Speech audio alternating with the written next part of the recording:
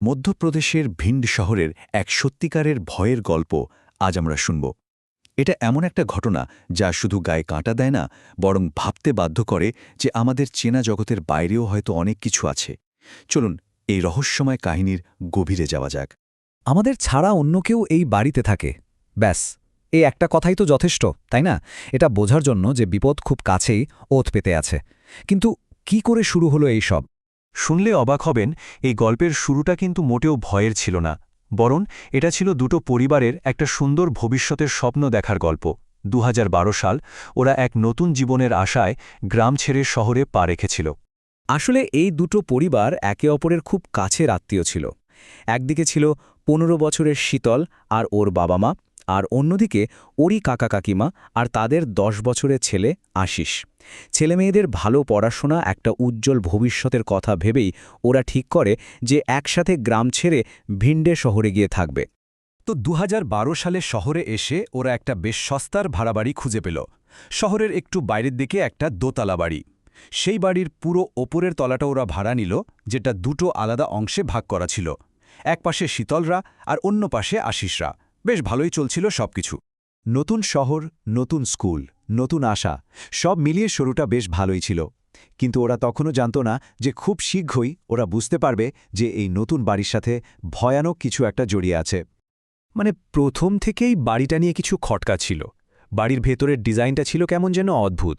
আর সবচেয়ে বড় যে সমস্যাটা ছিল তা হলো বাড়ির ঠিক সামনেই একটা বিশাল খোলা নর্দমা। ভাড়া কম হলেও বাড়িটার মধ্যে কেমন যেন একটা অস্বস্তিকর থমথমে ভাব ছিল। প্রথম যে অদ্ভুত ব্যাপারটা শুরু হলো সেটা ছিল একটা গন্ধ। প্রত্যেক দিন রাত হলেই পুরো বাড়িটা একটা অসহ্য পচা দুর্গন্ধে ভরে যেত। আর আশ্চর্য ব্যাপার হলো, সকাল হতে না হতেই সেই গন্ধটা পুরোপুরি উধাও হয়ে যেত, যেন কিছুই হয়নি। এই গন্ধ তাড়ানোর জন্য ওরা কি না করেছে, ধূপ, রুম স্প্রে, কিচ্ছুতে কিছু হয়নি। গন্ধটা এতটাই তীব্র ছিল, শেষে লোক লাগিয়ে নর্দমার চারপাশ পরিষ্কার করাল, তাতেও লাভ হলো না। এমনকি সরকারি দপ্তরে অভিযোগ জানানোর পর যখন পুরো নর্দমাটা পরিষ্কার করা হলো, তারপরেও সেই রহস্যময় গন্ধটা প্রতি রাতে ঠিক ফিরে আসত। তাহলে প্রশ্নটা হলো, এই গন্ধটা কি সত্যি নর্দমা থেকে আসছিল, নাকি এর উৎস ছিল আরও অনেক বেশি ভয়ঙ্কর কিছু? এরপর থেকে ঘটনাগুলো আর শুধু একটা রহস্যময় গন্ধে আটকে রইল না, ভয়টা এবার যেন জলজন্ত হয়ে ওদের সামনে আসতে শুরু করল, ওদের রাতের ঘুম কেড়ে নিল।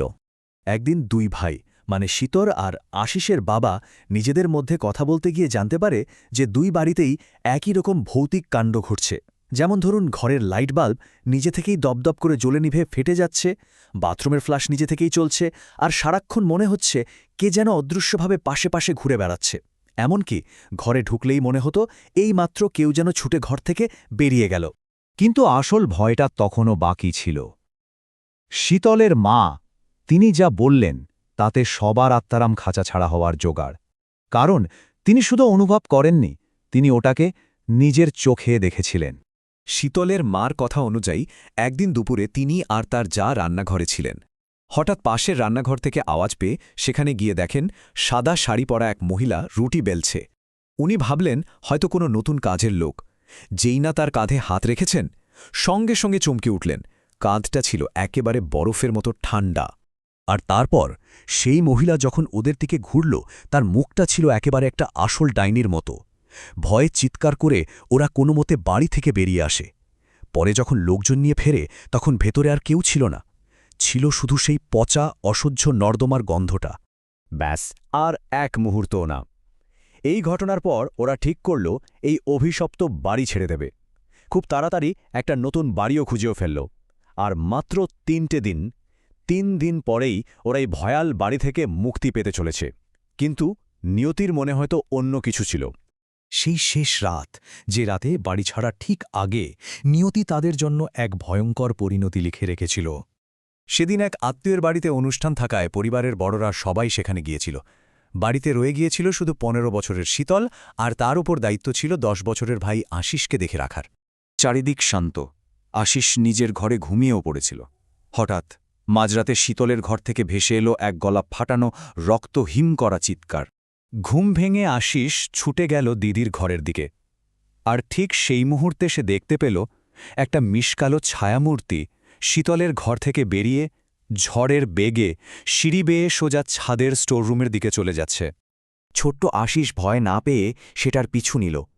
স্টোররুমের দরজা খুলে ভেতরে ঢুকতেই সে যা দেখল তার জন্য ও একদমই প্রস্তুত ছিল না। সামনেই দাঁড়িয়ে সেই সাদা শাড়ি পরা ডাইনিটা, সারা শরীর থেকে চুইয়ে পড়ছে নর্দমার নোংরা জল, আর নাকে আসছে সেই অসহ্য পচা গন্ধটা। এই ভয়ঙ্কর দৃশ্য দেখে আশিস সেখানেই অজ্ঞান হয়ে যায়। রাত প্রায় 12:30টার দিকে যখন বাবা মায়েরা বাড়ি ফেরে, তারা যা দেখে তা এক কথায় মর্মান্তিক। শীতল মাটিতে পড়ে আছে, নিথর, মুখ দিয়ে গ্যাজলা বেরোচ্ছে, তার দেহে আর প্রাণ নেই। সেই রাতের রহস্যের কোনোদিনও সমাধান হয়নি। পুলিশ এসেছিল, তদন্তও হয়েছিল, কিন্তু কিছুই পায়নি। কিন্তু বহু বছর পর এই ঘটনার পেছনের আসল সত্যিটা সামনে আসে। এই টাইমলাইনটা একবার দেখুন, ঘটনাটা তাহলে কি দাঁড়াচ্ছে? 2012 সালে শীতলরা ওই বাড়িতে আসে। তার ঠিক 2 বছর আগে 2010 সালে ওই বাড়িরই উপরতলায় থাকা এক মহিলা রহস্যজনকভাবে সামনের ওই নর্দমাতেই পড়ে মারা যায়।